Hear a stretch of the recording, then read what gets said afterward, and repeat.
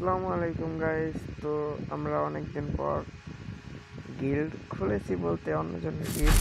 তো পারচেস করার জন্য একটা প্লেয়ার এসেছে আমাদের গিল্ডে ট্রায়াল দেওয়ার জন্য। Restored EP for everybody. তো দেখতে পাচ্ছ প্লেয়ারটার নাম রেড শট।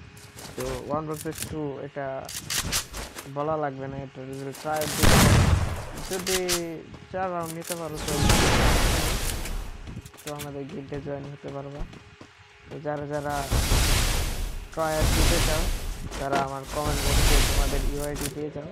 তো ইনশাল্লাহ আমি ব্যাক পাঠাবো। তো ম্যাচটি উপভোগ করো।